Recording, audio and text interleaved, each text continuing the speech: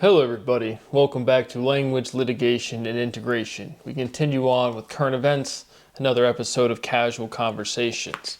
So, as always, my constitutional rights are violated. Article 1, Section 8, Clause 8, of the United States Constitution is violated. I'm just going to start putting up like a legal screen just for like a second so I don't have to keep saying that, because that is the primary function of this language, or this I don't even want to call these lecture series again, just of my educational content. And so, kind of nice fun moment again of just me realizing how stressful it is to try to exist without recognition in a world where it's like, go make us proud and make money, and it's like, I can't because of like the most prolific crime ever, literally, actually, and then we just don't accept that. But regardless, we have some talking points, the current events I want to get through, maybe some more stories, but it would just nice to have some acknowledgement, or again, just money, so I don't have to have these weird, awkward, just uncomfortable interactions with my parents. And so that would be really appreciated, but that's never going to happen. No one gives a shit. There are no values, there's no morals, no one gives a fuck about anything. And so moving on, just trying to have fun with it, do whatever I can.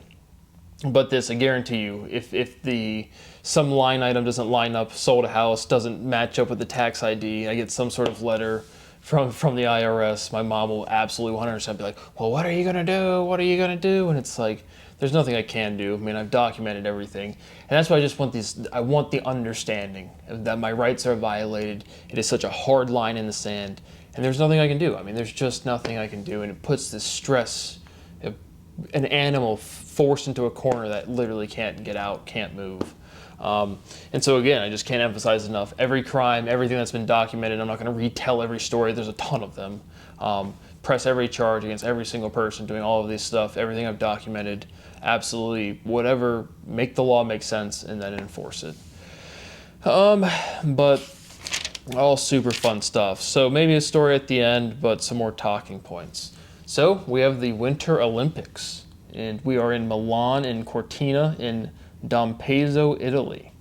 And so we have the most mature demonstration and priority of our society is playing games. Because what do adults do? They run around, they chase balls, they skate around on the ice, they do backflips, they do 360s, they do 2340s, which is still crazy.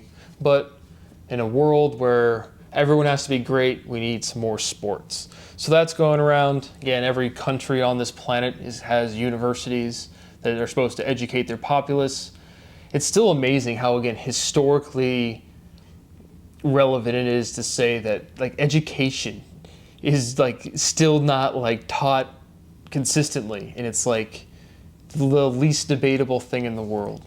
But probably, well, definitely long after we're alive, that will definitely go away, and people will look back at this time in history and be like, wow, that was insane. These people are fucking crazy. And so, the point being is you can have countries like the United States, again, by destroying your own citizen's life, or Russia, or China, or North Korea, where it's like, or Iran, or whatever country. You know, we can just pick what we're going to teach in history. We're just going to pick what we teach about science. And it's just like in the future, that's going to look like a carnival. It's just going to look like a total joke.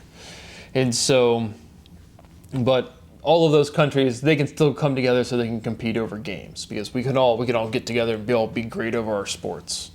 We really know how to prioritize our requirements to life, our things we need to get done. But we have a huge scandal. We had a lot of scandals, right? We had J.D. Vance and Usha Vance get booed a little bit. We had Israel get booed a little bit. Because on the world stage, again, we're always showing this sticking up for the little guy. But no one stood up for, Myanmar, or maybe they did, I don't know, or the Central African Republic. They just started pointing fingers. What about me? What about me? What about this guy? And so we booed. Again, we can always boo Ohio. We can always get behind that. But it's just, again, mocking this virtue signaling of every single one of these countries. The most urgent priority to do is disseminate scientific information, but we're all going to play games, and then we're going to stand up for our values by booing stuff at the most privileged event like that's ever existed. But now to the much more poignant scandal is Penisgate. And so My dad brought this up. Sounded I'm not even sure if this is possible, but I did Google it. Got a couple hits, nothing huge, but did hit some. It was published in this German newspaper Guild, and I saw it on another website as well. But apparently, skiing, long jumping, their little suits, they might be injecting hyaluronic acid. We referenced that in this series before, for like again a L'Oreal or some sort of skincare brand had this molecule kind of go viral. But anyway, they might be injecting it into their wieners to get bigger suits so they have better lift, so they can fly through the sky and win their prizes. Nice. But that is honestly a very urgent scandal we need to investigate. Penisgate 2026. And then I didn't even know this was a thing, but we have the two-man luge is an event. You just kind of take one dude, just pile another dude on there, and you just kind of scoot around a course. So that is new to my knowledge. That is another breaking news segment brought to you not first, but I brought it to you as well. And so it's probably the least gay event in the whole Olympics. So that's pretty good. I'm glad we have that event to showcase their great talents here as human beings.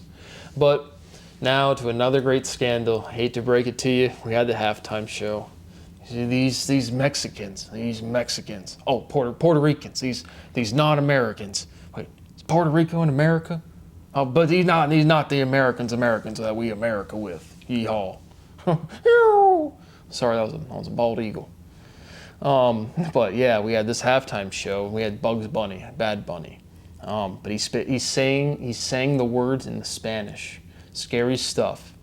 A real couple got married, and we had living trees. That was pretty exciting. That was my favorite part of the whole halftime show, is all of the little tree people, or all the tree decorations were people.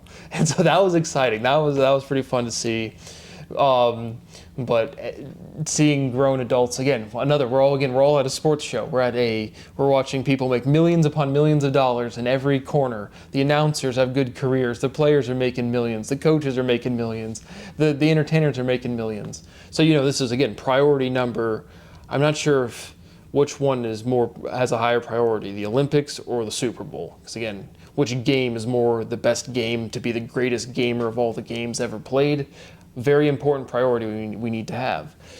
And so a real couple getting married, that was kind of interesting, I guess. But I just have no opinions. I don't care. My dad made a comment. He was like, "Did you see it? They looked into it." And if I had to rate my parents' like political activity, I'll give my dad like a 1.5 and my mom like a 3. So it is not super politically, but you get the boomer comments like, "What's this? What's the?" My dad literally said something like, "There were sexual innuendos in this song." And I literally just kind of scratched my head where it's like we literally play a board game Parcheesi where we set up the board, we call it wiener formation. We just set the pieces up, 2 balls and a wiener. Granted, the Super Bowl is a public event with kids watching, but it's just like one of these super trivial things. It's like, is there sexual innuendos in music?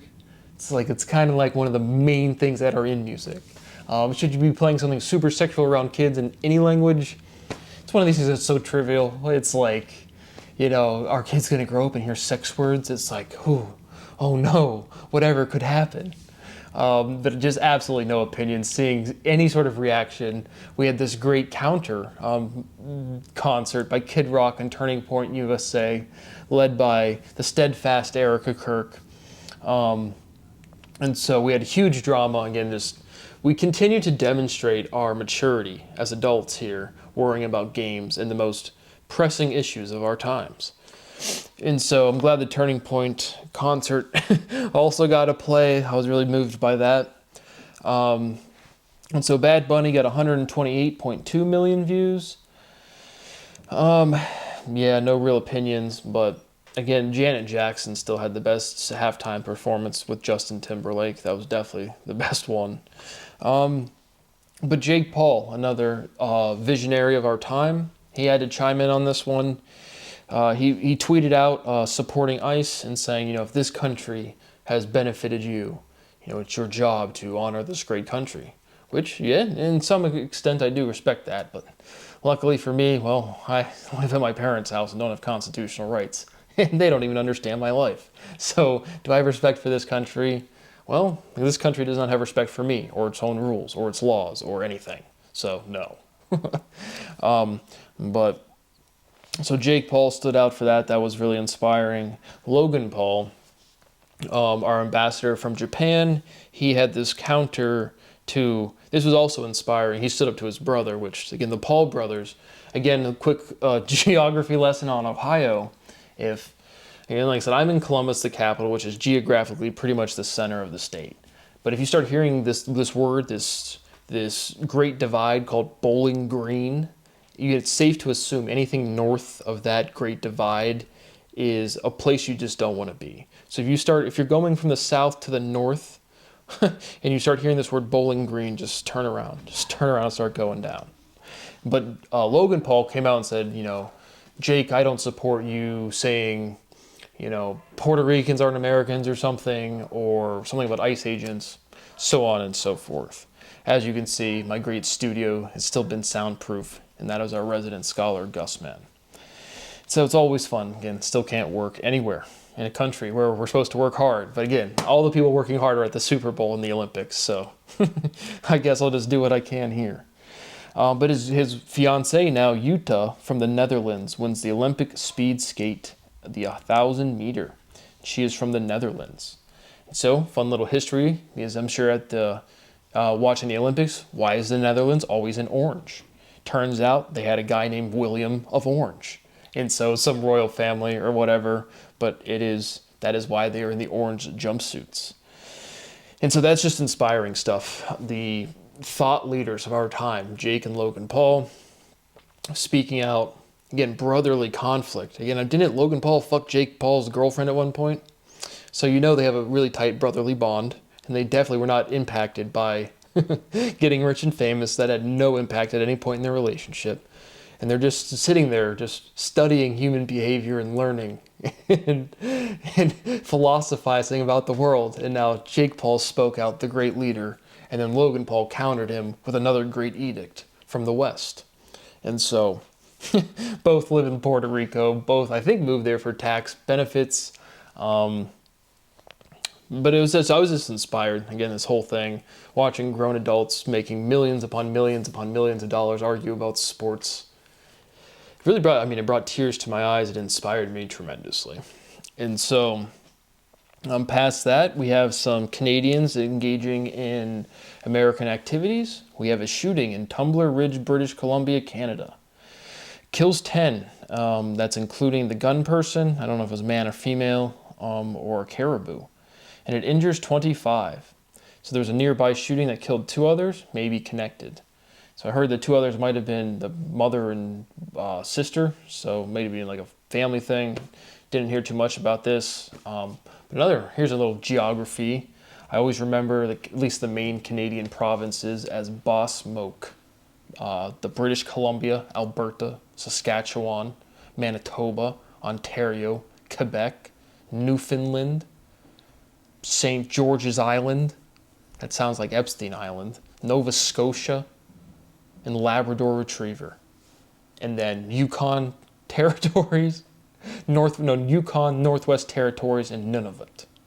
Those are our territories or provinces of Canada. But the Basque-Mook, that's how I remember British Columbia is over by Oregon and Washington. Random geography, why not? But yeah, picking up in some great American pastimes. We have some great breakthroughs on Nancy Guthrie's abduction updates with a person detailed for questioning. So she was taken on February 1st. She was is 84 years of age.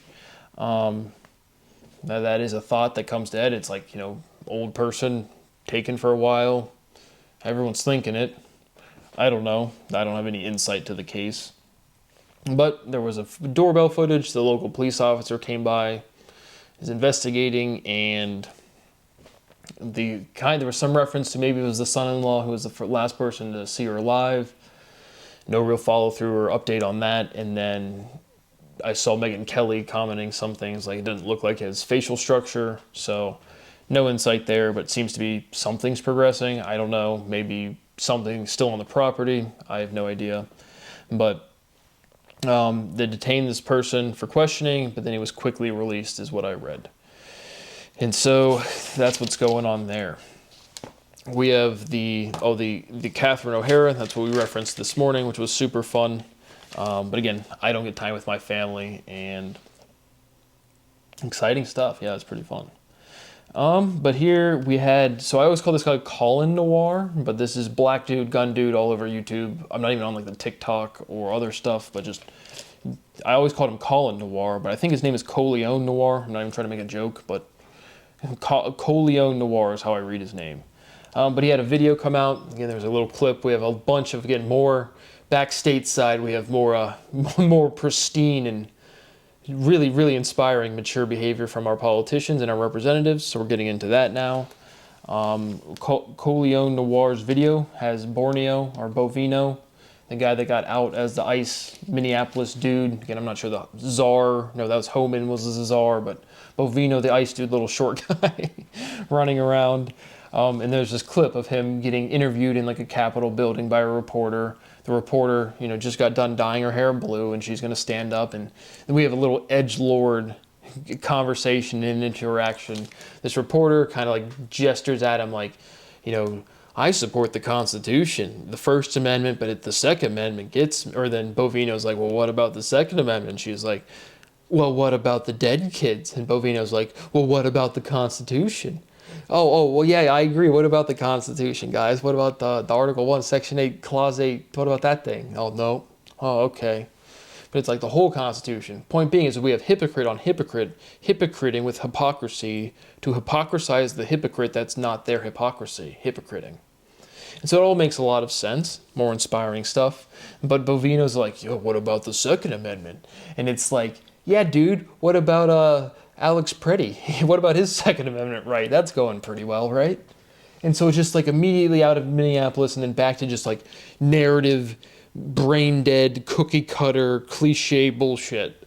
It's like, yeah, dude, I support the Second Amendment. You just killed that citizen just for having a gun. Well, you shouldn't have had it because, the Second Amendment doesn't count now. Inspiring stuff. Again, all of this is just inspiring in a way where the bald eagles are screeching, the freedom is roiling, and I can just sit there and bask in the great privileges I have. It's awesome. But yeah, they basically just play gotcha, and so that's fun. Another great demonstration, Pam Bondi, simps out for Trump. Don't worry about pedophilia and Epstein, she says. The Dow hits 50,000. So, again, Mrs. Bondi, I'm a struggling economics. I want to get back to school. I'm working on getting my degree so I can get a job. As you see, I need one. And I would just like you to explain to me the economics of like why the Dow hit 50,000 and why that's a good thing, the direct economic stimulus that caused that, and how you're certain of that. I would just really, and I'm sure you have a lot of people from Harvard and Cambridge. Wow. England, holy shit. And yeah, more maybe Stanford, again, get out of the Ivy League, but still one of the best colleges in the country, because you kind of just can say that in just like a general, Georgetown, yeah, it's one of the best schools in the country. UC Santa Barbara, it's probably one of the best schools in the country. And so we just kind of like say this to, keep supporting the fraud that is academia, where at which point they literally can't open their mouth without stealing and demonstrating theft of my intellectual property. So yeah, the law and stuff. So Pam Bondi is having this congressional hearing to discuss our great leader, Donald Trump. And we have to be a cuck and a simp for Donald, because our great leader here in North United States of Korea, America, we have our supreme leader, Donald.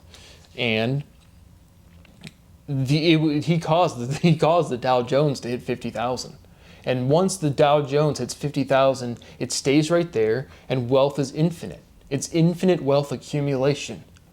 Once the Dow closes above 50,000, that's how it works, Pam. It's I'm glad you pointed that out for me. But her decor and her presentation is hilariously fucking stupid. And so now there is value and legitimacy to expressing yourself, like raising your voice in certain times,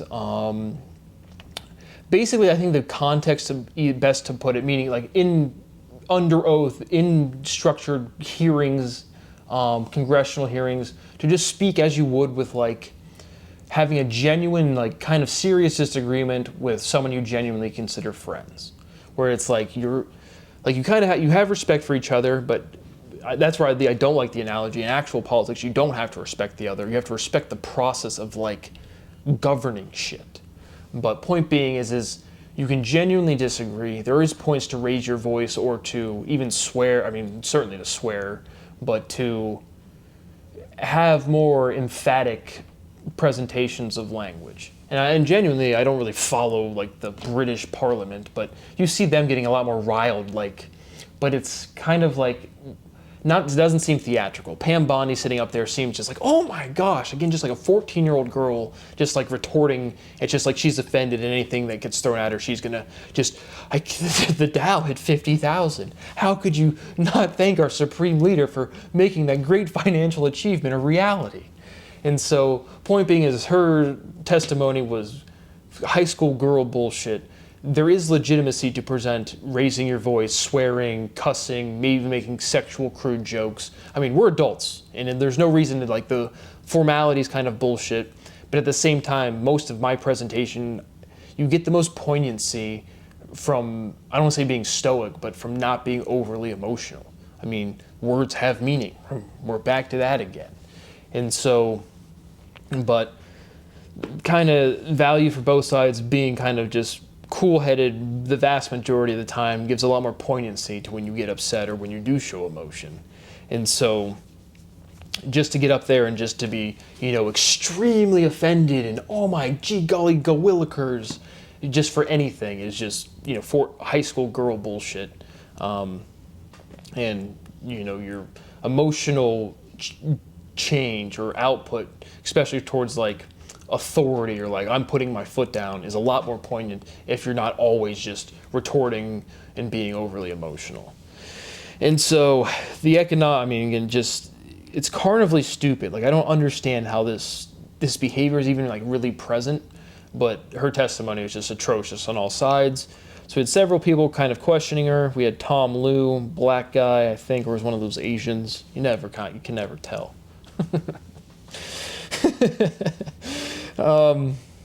But I forget exactly what like the lead in, but she kind of just retorts, "Don't you ever accuse me of a crime." And again, as like her presentation is like, "I am so righteous, I would never commit a crime."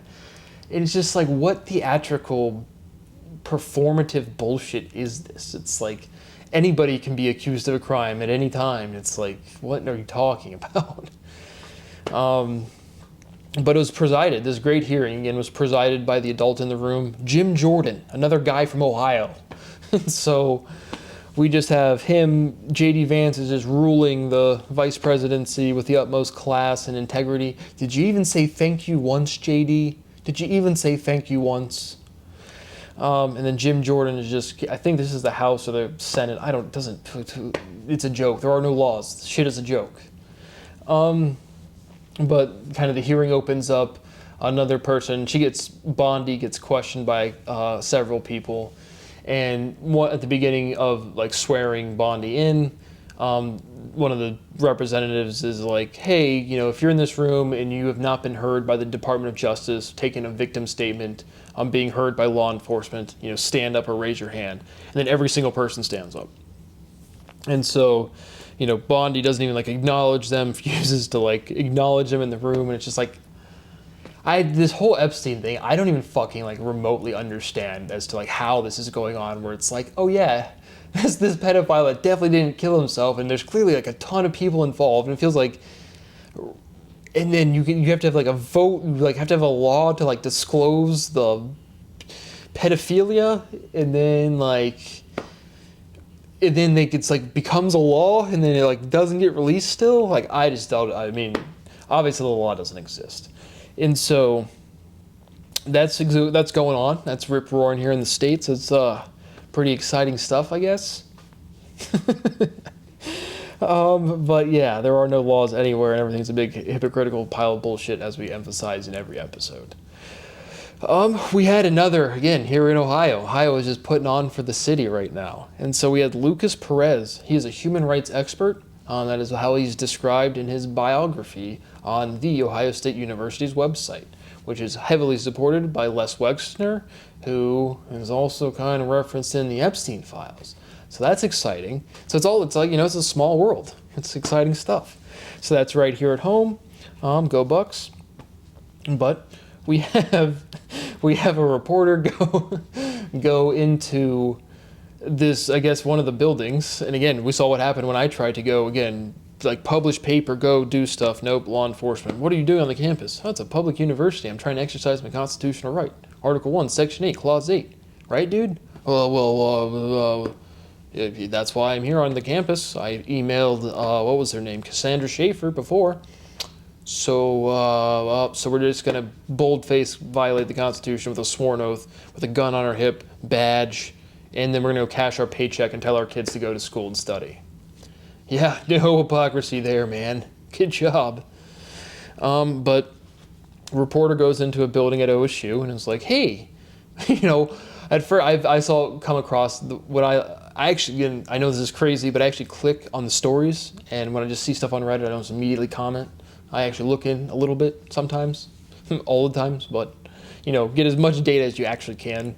And, but I saw it's something to do with the Epstein. Like the reporter was asking, Wexner has been associated with Epstein long before this reporter. Like the reporter story I initially saw was something about the reporter questioning Lucas Perez about Epstein or the Wexner connection, and I didn't see that in the story. It was about like student loan debt. So maybe the debt was through Wexner or just, I don't know. But regardless, this journalist is in there trying to ask this faculty member, assistant professor about something. And what does he do? Go watch the video, violently commits battery. And so again, we're back at that legal difference between battery and assault. Again, every single person would say, that's assault, brother, right? He batterized him. He batteried him. He committed battery. Right, it's like cumbersome to say he batterized, right? He assaulted him. Again, the natural legal definition of assault is assault, and that's when you touching or contact, because we can't touch, right? Our electric charge, we can't touch. But yeah, I mean, it's a definitely battery. I mean, which I think is more severe than assault, but it's one of those two or both. And so you can see our great maturity of our professors, right? I can't get professorship at any school because I said words have meaning and dark energy and dark matter is fucking bullshit and rhythm is real, because rhythm is real and dark energy and dark matter are fucking bullshit. But if you don't say, our great supreme leader, Albert Einstein is our great savior, then, well, you can't do science. And again, you can say the most politically charged shit, you can say the most religiously charged shit. If you just state a fact that makes someone feel stupid, I have never got more violent, vitriolic response than just asking a simple question that makes somebody feel like an idiot. And so, Lucas Perez was just out there throwing some hands, definitely felonies. Those are definitely felonies by our great staff at The Ohio State University. But he gets put on paid administrative leave. This just happened. I can't imagine, but we'll see. Again, I can't. This is the same school. Everybody out there, you can go watch this in the news and see what develops from this. I haven't seen it on like the local broadcasted news, but I'm sure this is going to be a thing. But in the interaction, it's actually hilarious. Again, the cameraman's just videotaping him, and again, even seeing stuff like Fred Bayer or Mook Spud or Kendrick Curry, Zach Cray, these different prank people, where it's like a camera, if you're not, again, it's like the I'm not touching you game.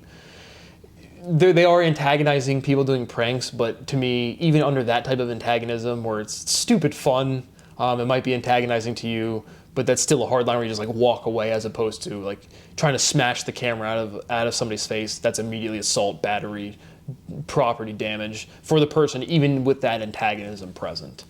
And so back to our story here, Perez just immediately assaults the guy, the actual guy and the property. And so that's definitely going to be a big thing, or at least should be. But he'll probably sue, or he already has sued, and there'll probably be a settlement, and he'll get paid. And guess who will still be sitting in his parents' basement talking about stories, being defrauded out of all of his research? Again, I went to Ohio State. It is now within the legal obligation for every university worldwide to acknowledge my research. You can't do mathematics, science, physics, anything that would be STEM, fundamental shit at all, anything, without property that is proven on the internet.